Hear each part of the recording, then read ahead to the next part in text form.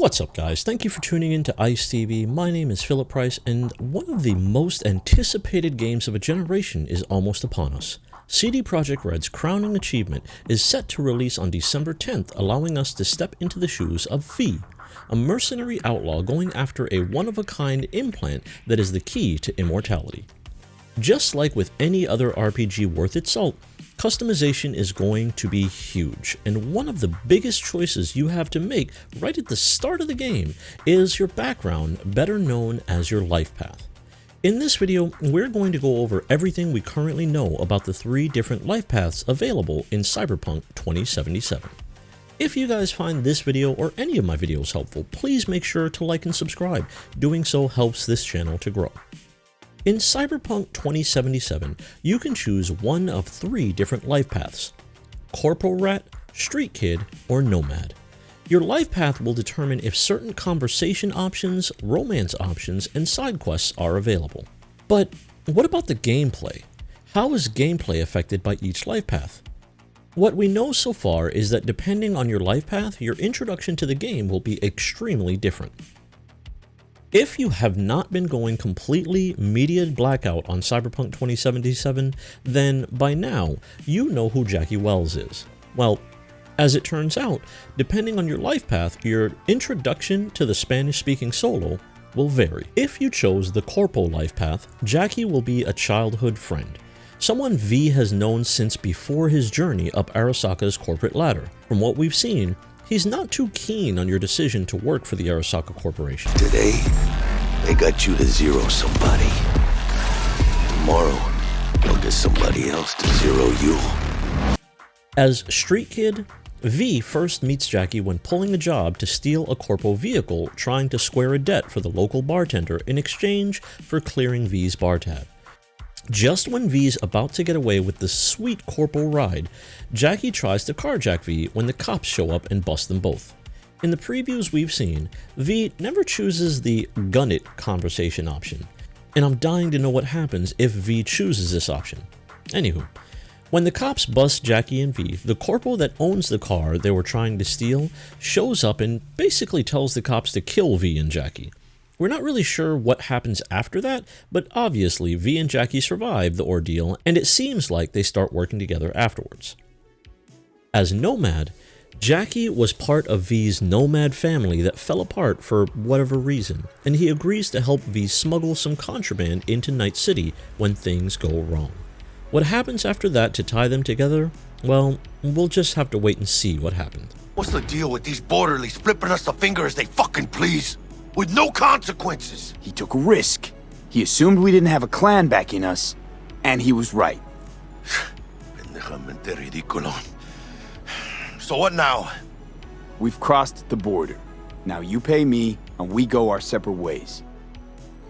Once you complete your life path prologue, which some people have reported took them up to 6 hours before even seeing the opening title, time skips forward with all 3 life paths converging on a main story quest. Reportedly, this is where the extreme differences in the life paths come to an end, and the differences are now much more nuanced. CD Projekt Red has confirmed that the 3 life paths will not make Cyberpunk 2077 feel like 3 different games, and since the game isn't out yet, there's a lot of speculation as to what the differences in gameplay are between the 3 life paths. One of the most interesting ones I've heard is that the Corporal life path will have access to better weapons earlier in the game. But so far, the only real information that has been confirmed is the following. As a Corpo, V will have better insight when dealing with other Corpos, which can be easily identified by the suits they wear. For example, in one mission, V is tasked with the retrieval of some tech from one of the local gangs. V is aware that this tech was stolen from a corporation.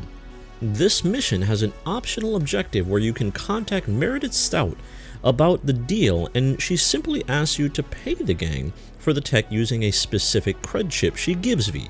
Now, as a Corpo, V will know what her ulterior motives are, and additional conversation options will be available that will not be present for the other life paths. Corpo V apparently also has conversation options that make them a huge jerk to lower-class Night City citizens, as confirmed by Tom Marks from IGN. And so like there was this one time where I was trying to get into a hotel, and I'll avoid spoilers, but I was trying to get into a hotel, and you're talking to this front desk person and they do something you don't want to do, and you have this corpo option that's just like, did I ask you to do that? As a street kid, V was born and raised in the streets of Night City. You'll have a rapport with the local gangs. Granted, that can be both a good or a bad thing. You'll also understand certain unspoken rules of the street. To give a real-world example, if you know what Puff Puff Pass means, then the Street Kid life path may just be the one for you. Naturally, Street Kid V will be more at ease when dealing with the local gangs of Night City, which could mean more diplomatic conversation options when dealing with them. As a nomad, V will have inside knowledge of how the gangs of Night City operate. Going back to the Meredith Stout example, Nomad V will have knowledge of just how the gang was able to pull off the job to steal the tech from Meredith's corporation in the first place. It has also been confirmed that Meredith Stout is only romanceable by Corpo V. Braindance technician Judy Alvarez will only be romanceable by Street Kid V, and the quest line featuring former video game journalist turned video game writer Alana Pierce is exclusive to the Nomad life path. And that's it. We're going to learn a lot more when the game finally launches on December 10th. I do plan on playing through this game with all 3 different life paths eventually. I'm going to start as a nomad since I've never been to Night City myself, and I would like to see Night City for the first time driving into the city. I'm also a big fan of open world driving, and I'm kind of hoping the Nomad life path will have access to better cars than the other 2. When I get around to my Corpo life path, I want to play as male V with the smallest organ as possible, basically to give him a reason to just be a complete butt to everybody he meets. I'm also curious to know how romance will be affected by this as well, if at all.